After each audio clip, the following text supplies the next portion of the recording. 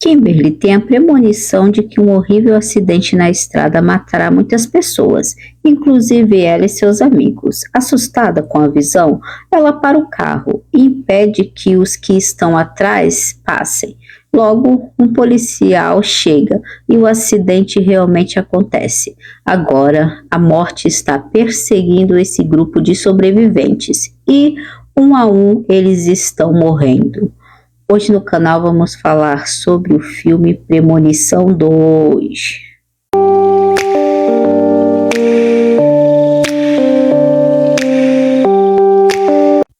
Olá, tudo bem com vocês? Bom, hoje vamos dar continuidade à nossa saga Premonição. O último vídeo foi sobre o primeiro longa. Agora no canal vamos falar sobre Premonição 2. Ele é de 2003, está disponível lá na Max e no Prime Video. E lembrando que os 5 primeiros filmes estão todos disponíveis lá na Max, hein? Essa continuação ela tem a direção de David Ellis, de Celular, um Grito de Socorro, com roteiro de Eric Bryce, de Efeito Borboleta. Esse filme ele é muito bom, inclusive o primeiro, tá? E Jay McKeer, Gruber, da série Kali X. Premonição, ele trouxe um novo conceito para o gênero terror sobrenatural, em que o principal vilão era nada mais nada menos que a própria morte. E é claro, foi um tremendo sucesso. Se fez sucesso, fez dinheiro, teria que ter uma continuação, né? Na trama, se passou exatamente um ano após os eventos do voo 180. E a jovem Kimberly Corman está a caminho de uma viagem com os amigos, quando tem uma visão perturbadora. Um engavetamento brutal em uma rodovia.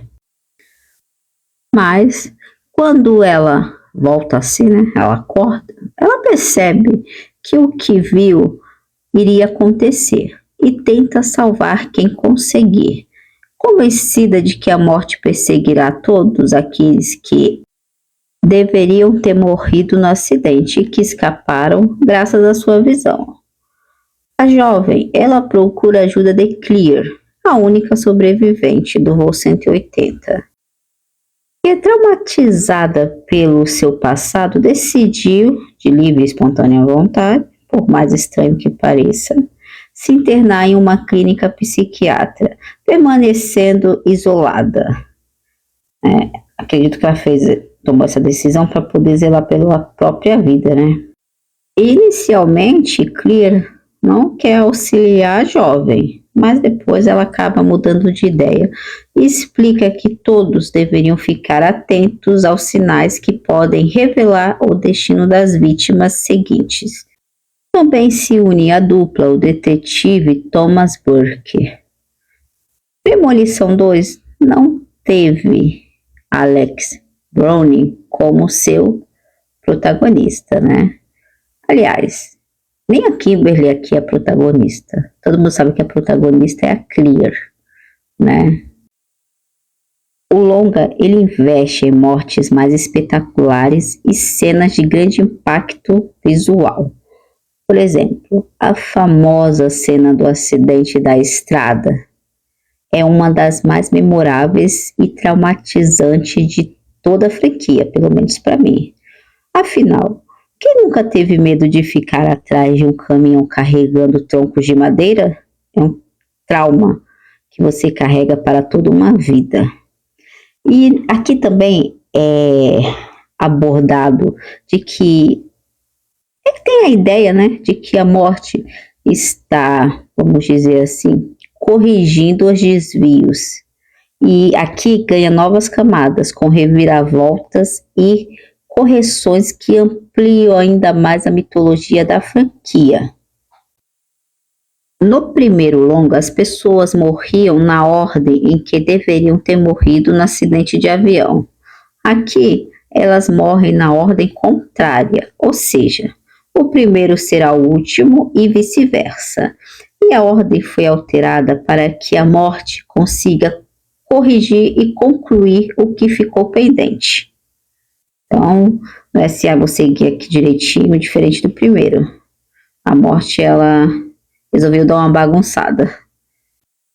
As mortes, elas são mais enigmáticas e trabalha a ideia de indicações da presença da morte. Aqui, a partir deste longa, é como se a morte fosse um vento se aproximando. No primeiro era uma sombra, né? Aqui é como começa a ficar como um vento, uma brisa, né? Quando ela está perto, ela está rondando. A primeira morte do filme, ela acontece com Ivan Lewis, o rapaz que se considera um baita de um sortudo por ter ganhado na loteria. Eu também, se eu ganhasse, eu me sentiria super sortuda, né?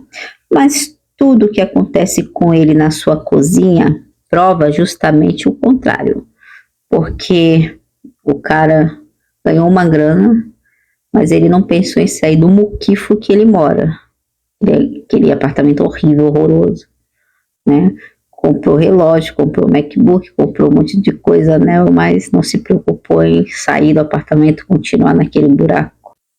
Para mim, a morte dele lembra muito a da professora do longa anterior. Foi uma sucessão de erros que levaram o fim que tiveram, né? Foi ele, por exemplo, coloca um relógio novo, aí tá com o anel, deixa o anel cair na pia, enfia a mão na pia com o relógio novo, no ralo da pia, então não foram sucessivos erros, joga o macarrão pela janela, o mesmo macarrão que ele escorrega quando ele consegue escapar da explosão, então praticamente ele procurou, são muitos pequenos erros que levaram ao final. Temos mais explicações e teorias, o que até certo ponto vai muito bem, mas às vezes o roteiro acaba muito expositivo. E o roteiro também sugere que há uma chance de interromper a perseguição da morte. Uma vida por uma vida. Vamos dizer, a teoria da nova vida, na verdade, né? Então, essa parte, falar a verdade, ela me pega no final. Essa parte, não sei, não consigo digerir bem essa teoria da nova vida que é abordado aqui no longa. E na tentativa de aprofundar a lógica interna, é acompanhada pela participação de Tony Todd, que retorna como o enigmático William Randolph. Outro acerto também é o retorno de Clear, pois serve como uma ponte entre os dois filmes. E não gostei do destino que deram para a personagem, já que era para ela ter morrido, que fosse uma morte mais grandiosa, mais inesquecível, né? Já fizeram errado em matar a personagem. E ainda uma morte xixireta daquela, uma explosão, não foi impactante. Já fizeram errado no Alex também. O cara morreu por um tijolo. É isso. A explicação simplesmente é essa. Que ele morreu por causa de um tijolo na construção. O quê?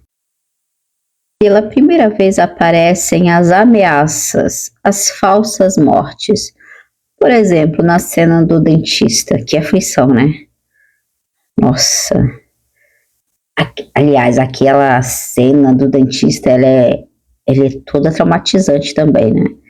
Desde quando o brinquedinho cai na boca do menino, que agora esqueci o nome, até quando ele desce e vai espantar os pombos e cai aquele vidro enorme esmagando ele. É bem traumatizante mesmo. E essa ideia de falsa morte, ela acabou se repetindo nos próximos filmes. Eu gostei bastante do conceito de que uma pessoa, ela não poderá morrer sem que sua hora tenha chegado, nem mesmo tirando sua própria vida. já que a morte leva suas vítimas em uma ordem pré-determinada.